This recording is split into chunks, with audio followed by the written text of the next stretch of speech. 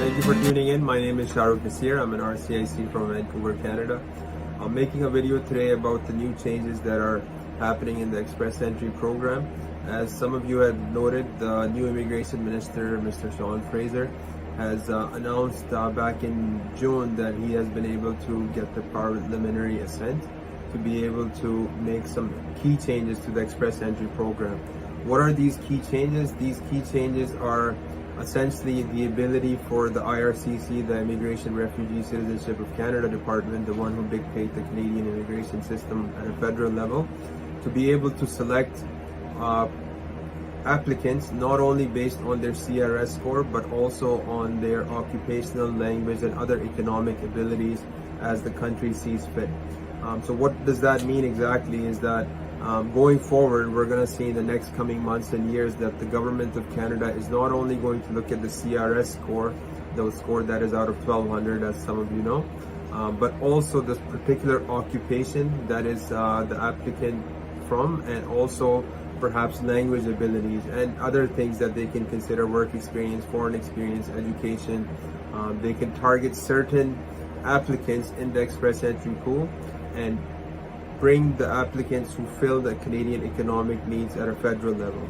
So to give you an understanding about Canada and what is currently happening in Canada is that Canada is currently going through a huge labor shortage. Our economy is performing well. We have a lot of people who are employed, and therefore our unemployment rates are very low, below 5%, which is very healthy for any economy around the world. But the problem that creates is that the employers are having a very difficult time finding employers who are able to work in certain occupations. The major industries that are under this, you can say, pressure to fill the labor, to fill employees are, first of all, the healthcare sector. The healthcare sector, in my opinion, will probably be looking for registered nurses from overseas, healthcare workers who are in senior homes or helping those who are in disabled people who work in these types of environments in a healthcare sector. This is an occupation that is going to be targeted not only federally, but also we're seeing that provincially it's also being targeted. I want to make a video about PNP so you guys understand a bit more about that. But this is certainly a federal need. There's provinces going to the government to give them more assistance for healthcare, more money for healthcare. So healthcare is definitely going to be a sector, and also for those who are in healthcare, a sector that Canada is going to want to hire from and draw in applicants from in the next coming years. Another sector is IT. IT is thriving across the whole world, and obviously IT is, I would say, the present of our economy, if not the future. And IT workers are definitely in shortage. Their skills are highly in demand. So IT continues to be one of those occupations that is most likely going to be targeted with these occupations. Certainly we've seen Ontario do this in the past, where they drew certain occupations in IT and from the Express Entry pool actually. So that is number 2 sector. Number 3 sector that is having a shortage and is having trouble filling in workers is the labor in terms of retail and hotels and accommodation, restaurants, your people who work in a retail environment, which includes stores, restaurants, hotel management, hotel workers. So these are going to be also targeted in some type of a format by IRCC in the coming years, in my opinion. Another occupation that or industry that is going to need support is transportation.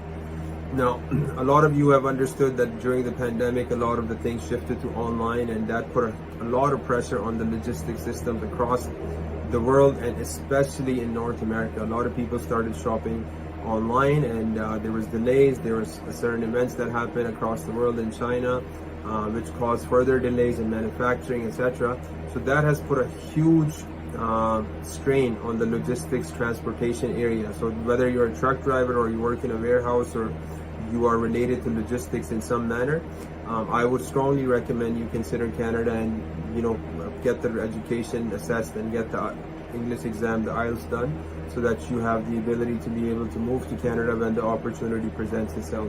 Another sector that I believe is going to continuously be in demand is the trade workers, the plumbers, the laborers, the welders, the people who are using their hands, mechanics, for example, auto mechanics, any other type of people who are working with their hands, for lack of a better term, but primarily they're skilled in it also. So your automotive technicians, aircraft technicians, you have your plumbers, you have your welders, you have carpenters. So these are all occupations that are a need of this economy, of the Canadian economy. And if you are in any of these sectors, I strongly encourage you complete the education assessment, which is very important, and get your English exam out of the way and get an express entry profile ready.